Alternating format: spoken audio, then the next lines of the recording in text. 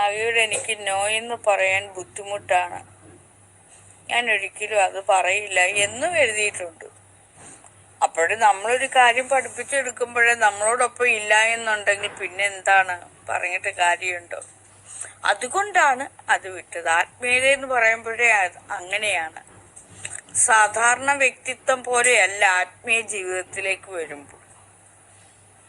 ആത്മീയ ജീവിതത്തിലേക്ക് വരുമ്പോൾ നമ്മുടെ ബോഡി മുഴുവൻ തളർന്നു പോകുക. നമുക്ക് ഒരുപാട് കൂട്ടുകാരും ഒക്കെ ഉണ്ടാകുമ്പോഴേ, നമുക്ക് ഒറ്റയ്ക്കൊരു കാര്യം ചെയ്യാൻ പറ്റാതെ വരുമ്പോഴേ നമ്മൾ ആരെയെങ്കിലും ഒക്കെ ഏൽപ്പിക്കും.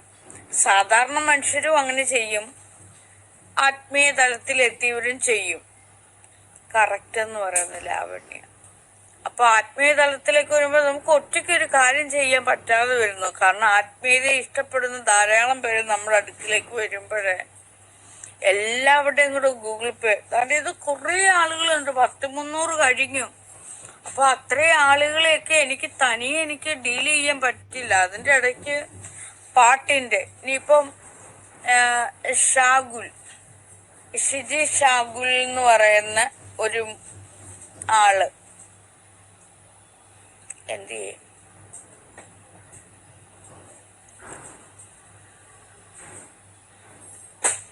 ഷിജി ഷാഗുൽ, അയ്യോ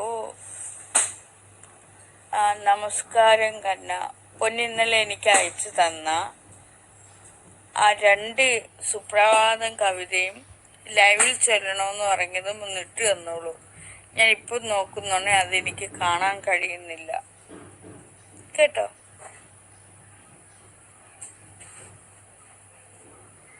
കവിത അയച്ചു തന്നു, 500 രൂപ അയച്ചു തന്നിട്ട് അതൊന്ന് ചൊല്ലിക്കൊടുക്കാൻ പറഞ്ഞു. അപ്പൊ ഇതുപോലെയുള്ള ഒരുപാട് കാര്യങ്ങൾ വരുന്നുണ്ട്. എനിക്കെല്ലാം കൂടെ ഡീൽ ചെയ്യാൻ പറ്റില്ല. അതുകൊണ്ടാണ് എന്റെ കൂടെ കൂടുന്നവരോട് ഓരോരുത്തരോട് ഓരോ കാര്യങ്ങൾ ഏൽപ്പിക്കുന്നത്, പഠിപ്പിച്ച കാര്യങ്ങൾ. അപ്പൊ അവർക്കൊക്കെ അത് അവർ ഒഴുങ്ങി പോകുന്നവരെ, എനിക്കത് പറ്റില്ല എന്ന് പറയുന്നവരോട് പിന്നെ നമ്മൾ മിണ്ടിയിട്ടോ പറഞ്ഞിട്ടോ കൂട്ടുകൂടിയിട്ടോ കാര്യമില്ല. അവരെ അതിൽ നിന്ന് ഒഴിവാക്കുക, അത്രയേ ഉള്ളൂ.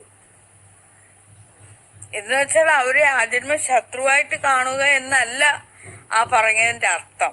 ഒഴിവാക്കുക, അവർക്ക് ശാന്തി കൊടുക്കുക.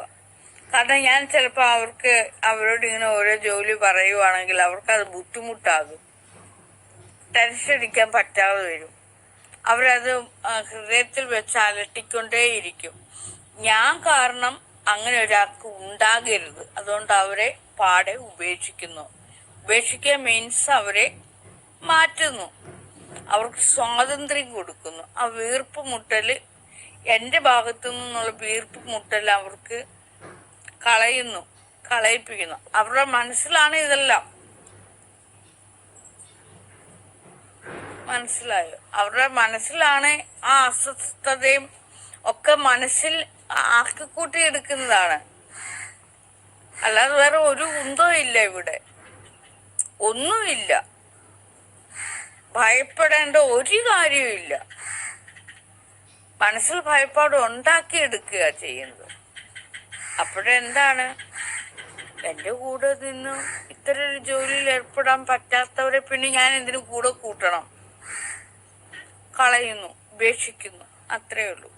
അപ്പൊ അവർക്ക് സന്തോഷവും സമാധാനവും ശാന്തിയും കിട്ടും, എനിക്കും അത് തന്നെ കിട്ടും. ഒന്നു പോയ ഒരാള്. മനസ്സിലായോ?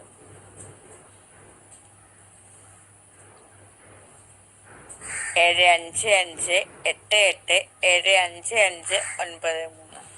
പക്ഷെ ഇവരൊക്കെ തന്നെ വേറൊരു കാര്യം ചെയ്യും. എന്റെ അരികിൽ നിന്നും പോയിട്ട് മറ്റു പലയിടത്തും ചെന്നും കഠിനമായ തീരാ ജോലികൾ ഏറ്റെടുത്ത് ചെയ്യുകയും ചെയ്യും.